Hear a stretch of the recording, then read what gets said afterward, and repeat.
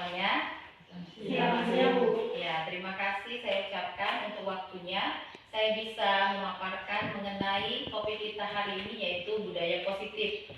Adapun hal-hal yang mau saya paparkan itu pertama sekali adalah mengenai perubahan paradigma, yaitu cara pandang bagaimana kita sebagai guru ataupun pengajar dalam pembelajaran kita sehari-hari terhadap anak murid. Nah, itu yang pertama. Kemudian yang kedua, saya juga akan memaparkan mengenai apa itu inquiry apresiatif yang bisa kita hargai, hal-hal positif di dalam sekolah ini, di dalam diri kita yang bisa kita kembangkan untuk kemudian bisa mengembangkan sekolah ini. Kemudian selanjutnya, bagaimana kita bisa mengembangkan budaya positif yang kita lakukan baik sebagai guru maupun terhadap anak murid dan juga anak murid itu sendiri di dalam mereka berinteraksi antar guru dan murid baik juga sesama murid. Disiplin positif merupakan unsur utama dalam terwujudnya budaya positif. Ini merupakan pendekatan dalam mendidik anak untuk melakukan kontrol diri dan pembentukan kepercayaan diri. Adapun tujuannya adalah menanamkan motivasi intrinsik, yaitu untuk menjadi orang yang mereka inginkan dan menghargai diri sendiri dengan nilai-nilai yang mereka percayai. Kemudian yang kedua, ada yang namanya teori kontrol. Teori kontrol ini adalah teori kontrol yang dimiliki oleh guru. Sebagai seorang pendidik, kita memiliki yang namanya kontrol terhadap perilaku anak. Jadi perilaku anak itu ke arah disiplin yang positif, kontrolnya ada pada guru. Ya kan Ibu-ibu? Ya, nanti selanjutnya juga teori ini berdasarkan Dr. William Glasser mengatakan bahwa murid mengizinkan dirinya dikontrol untuk mendapatkan tujuan tertentu, misalnya agar tidak dimarahi atau dihukum. Jadi ada kalanya murid itu karena takut sama kita ibu-ibu, makanya dia dibiarkannya dirinya dikontrol. Tapi sebenarnya perubahan dirinya itu nggak ada. Setelah itu besok lagi diulangi lagi hal yang sama. Sering kita hadapi begitu ya ibu-ibu ya. Nah disinilah yang dibutuhkan bagaimana cara kita mengontrol anak-anak tersebut. Kemudian ada teori motivasi. Teori motivasi ini adalah bagaimana motivasi diri kita untuk bagaimana menghindari hal-hal yang negatif dari anak murid. Yaitu menurut Diana Gosset ada 3, untuk menghindari ketidaknyamanan atau hukuman, kemudian untuk mendapatkan imbalan atau penghargaan, dan juga untuk menjadi orang yang mereka inginkan, menghargai diri sendiri dengan nilai-nilai yang mereka percaya. Nah selanjutnya ada hukuman dan penghargaan. Nah ini seperti yang kita ketahui juga, sering di dalam pelatihan-pelatihan kita juga kalau misalnya kita tidak mengerjakan tugas ada sanksi. Kemudian kalau kita melakukan yang terbaik kita dikasih apresiasi. Sama halnya dengan anak murid. Kita juga sering kan kalau misalnya setelah penilaian akhir, raport, kita membuat ranking. Nah itu merupakan penghargaan. Tapi apakah hukuman dan penghargaan itu dibutuhkan untuk mendisiplinkan anak? Itu yang tujuannya. Bagaimana cara hukuman dan penghargaan ini kita kaitkan dalam mendisiplinkan anak. Nah tadi kan topiknya bagaimana kita menciptakan budaya positif di lingkungan sekolah kita ini. Itu ya ibu-ibu ya. Baik, selanjutnya posisi kontrol guru ada 5. Kita sebagai guru, kita berhak menjalankan posisi kontrol itu sebagai penghukum. Iya kan? Yang selama ini kita lakukan seperti itu kan ibu-ibu. Kemudian pembuat rasa bersalah. Aduh bagaimana ini? Ibu ini gak tahu lagi mau ngomong apa. Kamu itu terus bandel. Jadi anak-anak itu merasa kalau dia nakal, dia merasa bersalah sudah mengecewakan kita. Nah itulah artinya kita membuat mereka menjadi merasa bersalah. Kemudian posisi kontrol sebagai teman. Kita berdiskusi dengan anak itu bagaimana dia supaya tidak melakukan hal yang sama, kenakalan yang sama. Itulah kita lakukan sebagai teman. Kemudian posisi kontrol kita sebagai pemantau. Setelah kita membuat garis-garis besar apa hal yang harus dilakukan anak, apa hal yang tidak harus dilakukan anak, kita memantau. Ya kan ibu-ibu? Kita memantau mereka. Nah, waktu kita pantau itu, kita di situ berperan sebagai pemantau. Kemudian ada posisi kontrol guru sebagai manajer. Nah, di sini kita seperti seorang manajer. Kalau misalnya seorang murid melanggar peraturan, kita menghukum dia. Kemudian menghukum dia dengan cara bagaimana? Mendisiplinkan dia. Nah, sering yang kita lakukan itu adalah hal-hal yang membuat anak itu kapok. Nah, jadi kalau udah kapok dia tidak mau lagi melakukan hal yang sama. Tapi ternyata itu sama sekali bukan solusi yang baik setelah kita nanti mempelajari modul ini. Nah, selanjutnya ada kebutuhan dasar manusia. Pada dasarnya manusia itu melakukan kesalahan ataupun melanggar peraturan berdasarkan 5 kebutuhan pokok ini. Yang pertama, dia mau bertahan hidup. Bertahan hidup itu termasuk kepada supaya perutnya kenyang, supaya dia tidak merasakan sakit, kemudian dia supaya dihargai juga, ya, dia bertahan hidup. Kemudian kasih sayang. Kan ada anak-anak yang misalnya di rumah itu orang tuanya sibuk, kemudian dia tidak mendapat perhatian di rumah. Nah, dia itu butuh kasih sayang dengan cara memamerkan segala sesuatu yang memungkinkan dia untuk ditegur, supaya kita perhatiannya sama anak tersebut. Nah, itu yang sering kita hadapi sama anak ini. Kemudian selanjutnya adalah kekuasaan. Kekuasaan ini ada kalanya murid-murid tadi menunjukkan eksistensi dirinya. Oh, supaya aku diakui, aku bosnya. Nah, itu yang kebutuhan dasar itu yang menyebabkan dia melanggar suatu peraturan. Kemudian ada lagi kesenangan. Dia itu merasa senang kalau misalnya dia mengganggu orang lain. Ada kepuasan tersendiri mengganggu. Selanjutnya, bagaimana hukuman dan penghargaan itu bisa kita ciptakan menjadi sesuatu yang kita rubah menjadi ada yang namanya segitiga restitusi. Nanti akan saya jelaskan apa itu segitiga restitusi. Nah, ternyata hukuman itu kita selama ini menganggap itu sesuai dengan yang telah kita rencanakan untuk merubah sikap anak tadi menjadi lebih baik. Tapi pada dasarnya hukuman itu ternyata menyakitkan bagi si anak. Secara psikologi dia akan merasa sakit hati karena dihukum. Kemudian ada perasaan kapok sementara, tapi kemudian besok dia akan mengulangi kesalahan yang sama. Itulah akibat dari hukuman. Kemudian penghargaan. Apakah penghargaan ini merupakan suatu apresiasi yang bisa meningkatkan kualitas dari hal-hal positif yang dilakukan anak? Misalnya dia melakukan pengerjaan PR ataupun mendapat nilai yang baik, kemudian kita kasih hadiah. Apakah itu merupakan suatu penghargaan ataupun hadiah itu menjadi motivasi yang baik untuk anak tetap bisa bertahan melakukan hal-hal positif?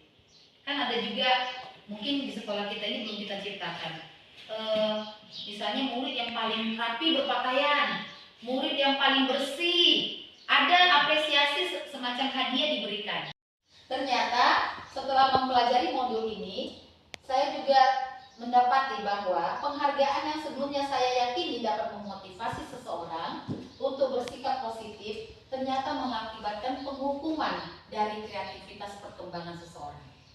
Hal itu bisa menghambat kreativitas perkembangan si anak tadi. Ada hal-hal yang mungkin kita tidak sadari. Misalnya, ada anak yang namanya si Ani, ada anak yang namanya si Budi. Mereka itu saling berkompetisi untuk mendapatkan juara 1 karena hadiah tadi. Jadi kalau yang juara 1 itu si Ani, si Budi merasa tersaingi, dia akan sakit hati. Padahal aku yang seharusnya dapat hadiah juara 1. Nah, tanpa kita sadari, kita menghambat perkembangan si Budi. Akhirnya dia jadi malas belajar. Karena si Ani juga nanti juara 1 dibikin ibu itu. Ngapain saya belajar keras? Toh nanti si Ani itu juara 1. Nah, ini tanpa kita sadari menghambat perkembangan daripada kompetensi seseorang. Nah, setelah mempelajari modul tentang budaya positif ini, saya juga baru menyadari ternyata apresiasi dalam bentuk hadiah itu bisa menghambat kreativitas perkembangan si anak. Saya Bapak Ibu. Nah, beberapa fakta tentang restitusi. Restitusi itu bukan untuk menebus kesalahan, namun untuk belajar dari kesalahan. Kemudian restitusi adalah upaya perbaikan diri yang lebih bersifat internal. Jadi lebih kepada kemauan dari dalam diri, internal. Kemudian restitusi sebagai proses pemulihan dari tindakan yang salah yang merupakan inisiatif dari murid itu sendiri. Kita garis bawah ya Ibu-ibu ya. Inisiatif dari murid itu sendiri untuk melakukan sesuatu yang menunjukkan penyesalannya. Nanti akan ada videonya yang sudah saya lakukan di kelas saya ini, di kelas 5 ya Ibu. Kemudian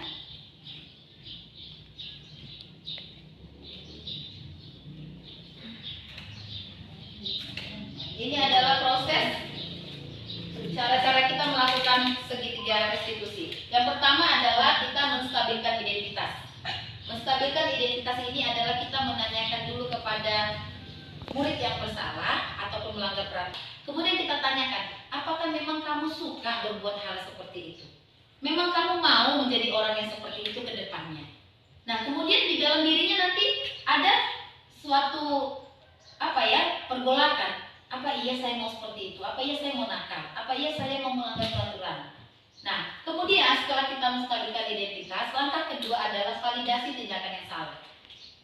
Kita menerangkan kepada si anak, kalau perbuatanmu itu nak tidak benar. Menurut kebaikan ataupun nilai-nilai kebaikan universal itu sudah melanggar. Nah, poin-poin itu nanti yang diungkapkan. Misalnya dia mengganggu teman ataupun mengambil barang teman. Kata kasarnya mencuri. Di keyakinan kelas itu ada mungkin di poin kelima. Kalau kita sudah melakukannya nanti di poin kelima, memelihara barang orang lain dan tidak mengambil barang orang lain, misalnya seperti itu. Nah, dia sudah melanggar keyakinan kelas yang kelima. Dan dari situ anak itu jadinya introspeksi diri. Oh iya, aku salah. Aku sudah melanggar keyakinan kelas. Jadi kita tidak menghukum, kita tidak memojokkan dia. Akhirnya dia merasa bersalah sendiri dan akhirnya dengan keyakinan kelas yang sudah kita paparkan, anak itu pun berusaha untuk berubah. Ya berusaha ya, tanda kutipnya ibu ya, karena tidak ada perubahan yang spontan seperti membalikkan telapak tangan. Baik, kita lanjut. Mungkin langsung ke contoh daripada restitusi ya. Nah, di sini ada dua kasus yang saya buat di kelas 5. Skenarionya seperti ini. Seorang murid yang bernama Aruni adalah murid kelas 5. Pada hari itu ia terlambat datang ke sekolah karena keasikan nonton tayangan film hingga larut malam. Alhasil ia terlambat bangun pagi dan dengan tergopok-gopok pergi berangkat ke sekolah. Apa yang kemudian dilakukan oleh guru dalam menerapkan proses segitiga restitusi tadi? Mari kita sama-sama tonton videonya ya, ibu-ibu.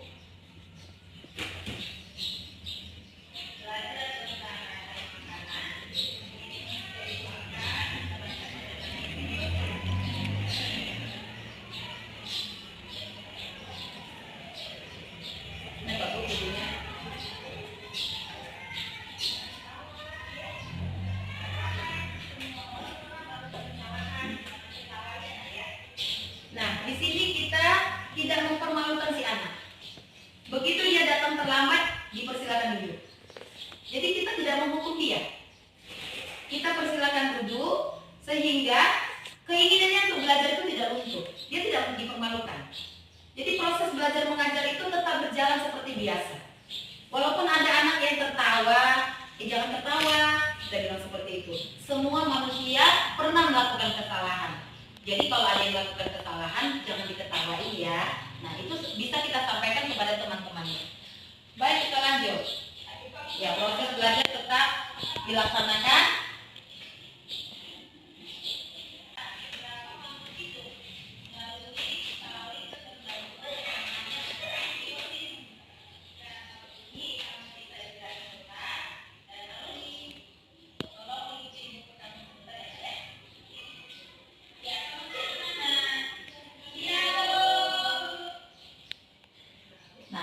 Stabilitas identitas langkah pertama tadi. Langkah pertama adalah mengajak dia untuk bicara berdua, tidak di depan teman-temannya. Jadi kita tidak memojokkan dia dan tidak mempermalukan dia.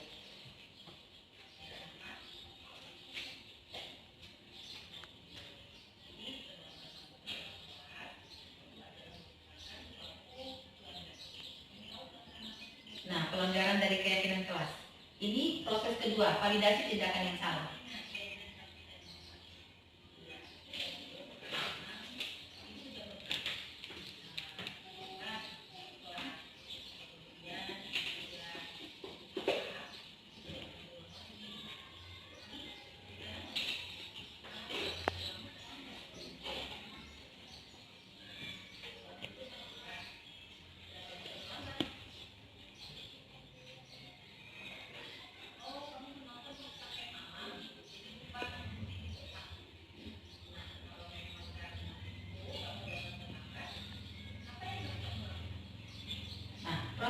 ketiga, menanyakan keyakinan.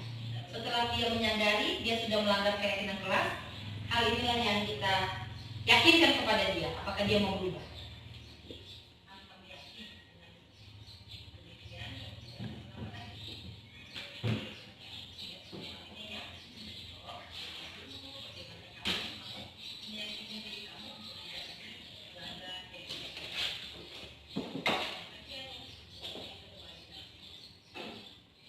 Nah, bagaimana tanggapan murid?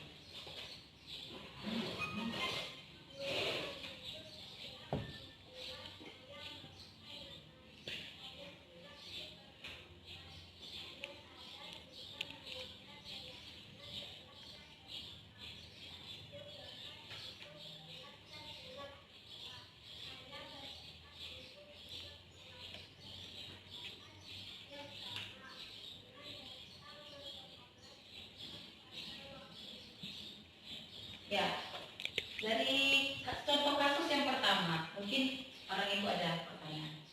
Seperti Ibu Payung tadi bertanya, kalau tidak dihitung, pasti anak melakukan hal yang sama lagi. Nah, dengan pendekatan segitiga restitusi, saya rasa kita juga manusia punya hati nurani, termasuk anak. Kalau hal-hal tadi sudah kita lakukan pendekatan untuk mendisiplinkan anak, ada rasa malu dari dalam dirinya. Dia sudah berjanji. Berjanji itu pertama adalah dari keyakinan kelas. Itu kan datangnya dari anak. Bukan kita yang menentukan. Poin pertama apa yang kita lakukan anak-anak supaya kita disiplin. Oh ini Bu, datang dan pulang tepat pada waktunya. Jadi tadi kasusnya dia terlambat. Saya sudah mengajar, dia terlambat masuk ke dalam kelas. Nah, di situ dia sudah sadar bahwasanya dia sudah melanggar keyakinan kelas yang pertama. Nah, berarti malu diri. Kan Ibu Payung tadi bilang, kalau nggak dihukum berbuat lagi. Nah, setiap manusia punya hati nurani. Pada dasarnya kita itu kan ada sisi baik kita, ada juga sisi yang tidak baik. Nah, kalau dengan pendekatan restitusi ini kita lakukan, sisi baiknya itu yang menonjol, hati nurani yang bicara. Karena dia tidak dipaksa, tidak ditekan, dia tidak dipermalukan. Jadi sisi baiknya itu yang berkembang. Kesadarannya sendiri yang berkembang. Itu tadi, pelanggaran itu tadi kan kita lakukan baik sebagai orang dewasa maupun anak-anak berdasarkan karena kebutuhan dasarnya. Ada kebutuhan dasar yang dia misalnya tadi butuh kasih sayang, mau diperhatikan, bertahan hidup, atau pengen menunjukkan kekuasaan. Ada 5 tadi kebutuhan dasar. Nah, kebutuhan dasar inilah yang menyebabkan si anak ataupun orang dewasa sekalipun membuat suatu pelanggaran. Kayak kita, guru, mau juga karena kita itu terlambat datang ke sekolah karena kebutuhan dasar yang pertama, Bu. Mempertahankan kelangsungan hidup kan. Bagaimana menyediakan makanan itu siap supaya suami anak nanti kalau datang ke rumah bisa makan. Akhirnya kita bisa terlambat kan. Nah, itu tadi kita melanggar suatu disiplin itu tidak kita lakukan karena ada kebutuhan dasar yang harus kita kejar. Itu dasarnya. Nah, bagaimana caranya supaya kita itu kembali kepada komunitas yang disiplin? Kan kembali kepada orang-orang yang melakukan budaya positif. Jadi tadi kasus yang pertama kan si Arum yang terlambat, yang lainnya tidak terlambat. Nah, bagaimana dia supaya kembali ke budaya yang positif, tidak terlambat bersama dengan teman-temannya yang lain tanpa dipojokkan dan dipermalukan. Nah, itu tadi contoh kasus yang pertama. Nah, itu mungkin pelan-pelan ya kita bisa merubah paradigma tadi. Bagaimana kita merubah pandangan berpikir kita pada waktu kemarin dulu itu menganggap bahwa hukuman itu adalah hal yang paling efisien supaya anak berubah. Dengan cara menghukum, mungkin mencuci WC, ya kan? Atau lari-lari keliling lapangan. Nah, itu ternyata setelah mempelajari modul ini, saya juga baru sadar ternyata hukuman itu bukan hal yang efektif untuk mendisiplinkan anak. Oke, kita lanjut kasus yang kedua. Nah, ini di kasus yang kedua, pada saat pembelajaran berlangsung, Sarah meminjam T-Pex milik Aurora, teman sebangkunya. Namun ia tidak langsung mengembalikan T-Pex tersebut setelah memakainya. Kemudian temannya Dwi yang duduk di belakang bangkunya meminjam T-Pex tersebut dan memakainya. Bel istirahat berbunyi dan setelah masuk kembali ke kelas, Aurora meminta T-Pex-nya agar dikembalikan Sarah, dan Sarah yang lupa telah setelah meminjamkannya kembali ke Dwi merasa sudah mengembalikannya dan bersikeras bahwa barang itu sudah ia kembalikan. Merasa barangnya tidak dikembalikan, Aurora memintanya terus dan terjadilah keributan. Bagaimana guru menyikapi hal ini dengan pendekatan segitiga restitusi? Ya, ini yang saya lakukan sewaktu kasus ini terjadi.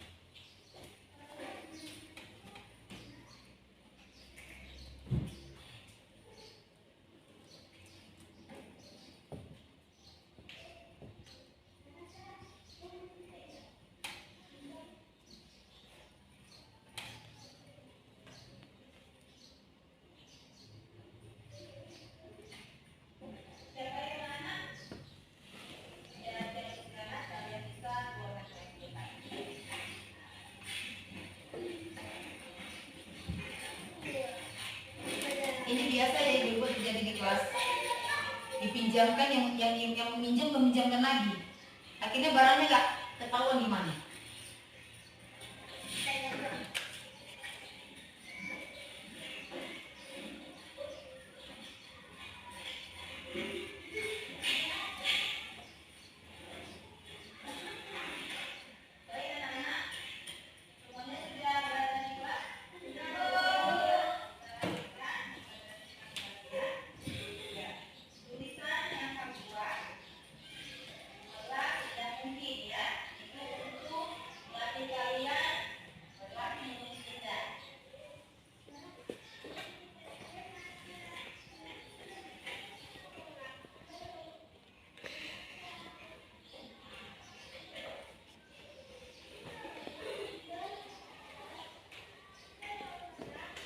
Nah, mereka jadi ribut.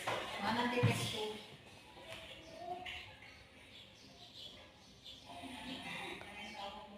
Nah, saya panggil mereka, tapi tidak di depan semuanya. Karena terjadi keributan di kelas, sesudah pulang, saya panggil sebentar.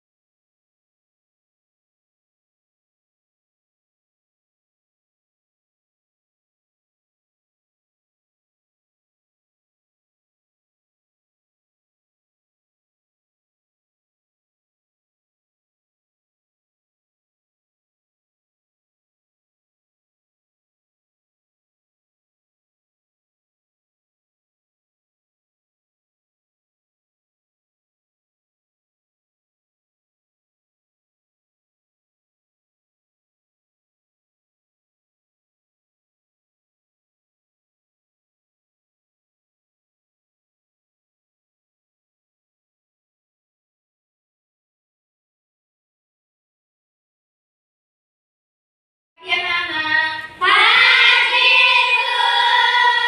senang sekali hari ini kita bisa bertemu kembali dan seperti biasa kita akan dipimpin oleh temanmu untuk berdoa dan bernyanyi. Siapa gilirannya?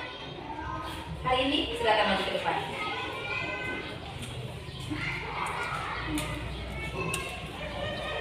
Ya, pimpin lagunya dulu.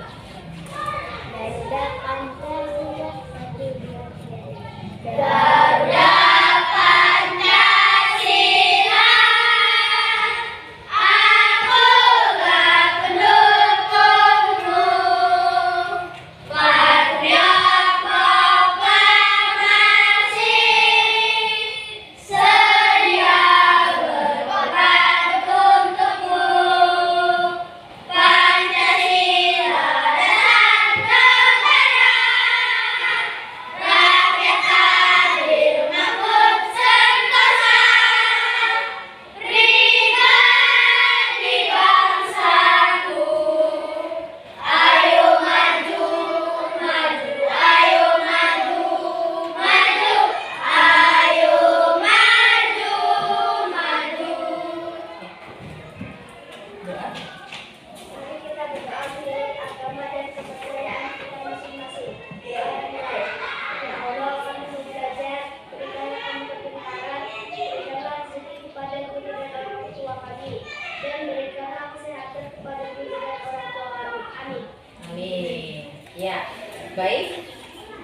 Pada pagi hari ini, Ibu sebelum memulai pembelajaran, kita akan melakukan dulu sesuatu kegiatan yang mau membuat suatu keyakinan kelas.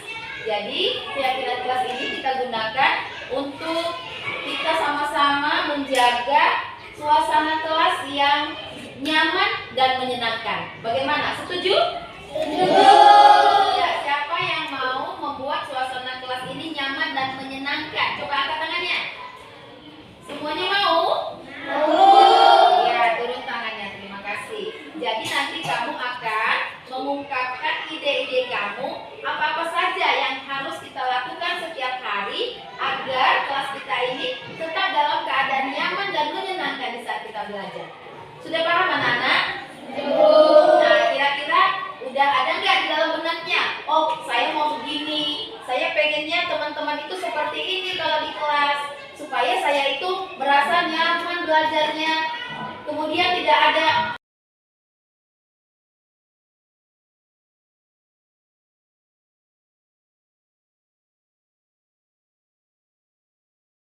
Saya senang sekali bisa membuat keyakinan kelas bersama guru dan teman-teman. Seru sekali. Senang sekali idenya datang dari saya dan teman-teman. Seru sekali. Saya jadi semangat menjalankannya.